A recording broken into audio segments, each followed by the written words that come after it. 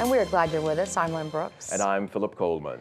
With big name acts already on the books, the new Tuscaloosa Amphitheater already has the potential to bring big business to our area. Because thousands of fans will fill the city to take in all the entertainment. WVUA's Bethany Andrews has more in our top story at 6. It's going to be huge for Tuscaloosa. Stephanie Maddox with Tuscaloosa's Convention and Visitors Bureau says they have high hopes for what the new amphitheater can do for the city.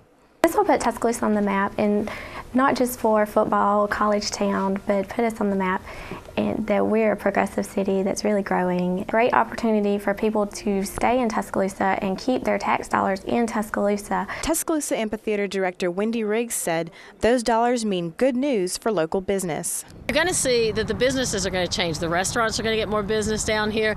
The bars are going to get more business down here. I mean, it's kind of a cycle of once you start an entertainment facility like this, it kind of spreads out to the entire community. So I think the city doesn't really know it's going to hit it yet. Already, the Tuscaloosa Amphitheater has scheduled big-name country artists like Kenny Chesney in March and Sugarland in April. And those big names, plus other events, could fill hotels like the Hampton Inn with fans. Those are more of the events that will impact the hotel industry and the retail, maybe the restaurants and point-of-sale type places and shopping. But there is something for everyone coming up. We have R&B. We have things that are going to appeal just to the students. A lot of acts that old people like me know. So, no, it's very exciting. Reporting in Tuscaloosa, I'm Bethany Andrews. And tickets for Kenny Chesney go on sale Saturday, January 22nd. You'll have to wait until February 26th for Sugarland. Both can be purchased online or at the Tuscaloosa Amphitheater box office. Alabama now joins a list of states with hundreds of dead wildlife. 300 dead blackbirds were found in North Alabama. They were found in Athens, that's in Limestone County. The 300 dead blackbirds were found along Interstate 65. A wildlife biologist says it appears the birds were feeding beside the road and flushed, then flew into a vehicle. The officials said all the dead birds had clear signs of trauma. Just last week, thousands of dead wildlife was discovered in Arkansas, Louisiana, Tennessee, Kentucky, and Florida. And you may have noticed some empty shelves at your local grocery store this week. That's because the winter storm put a kink in the supply chain. Officials at Alberta City's Piggly Wiggly told WVUA the snow and ice delayed truck deliveries of some of their food, so they ran out of bread, milk, and chicken. But now that the storm has passed, the trucks have been able to make it in for deliveries.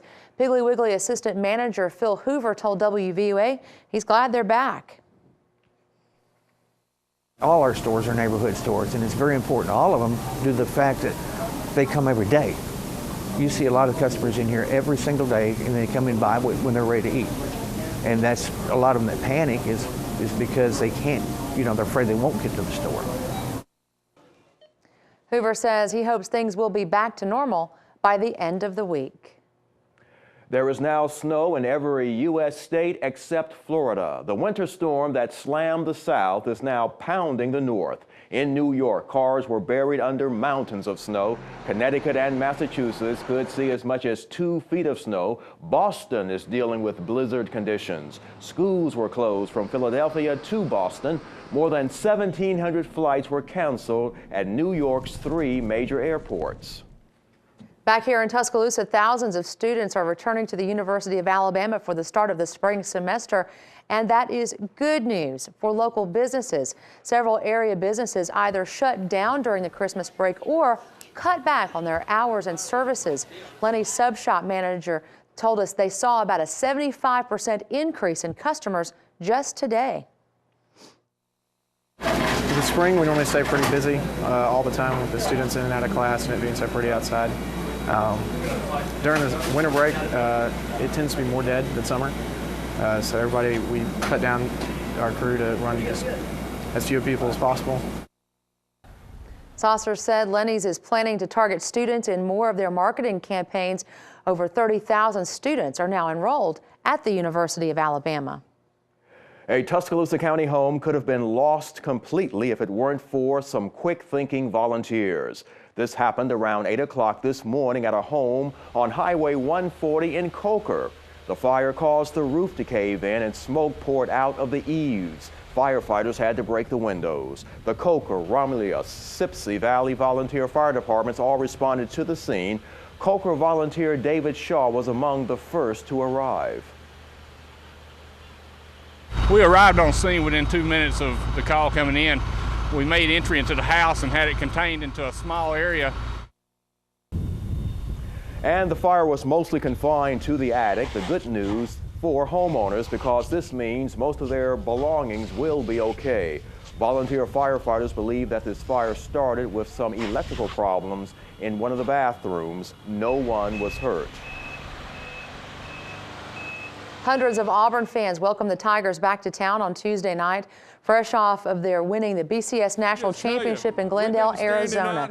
The team returned to Auburn University, and Tiger fans cheered for the team as they came back to campus. Now, according to the Associated Press, the ratings for the BCS title game were down 11% from last year. Last year's game between Alabama and Texas was aired on ABC. This year's game aired on ESPN and was the first year on cable. It did draw the highest cable audience ever with more than 27 million viewers.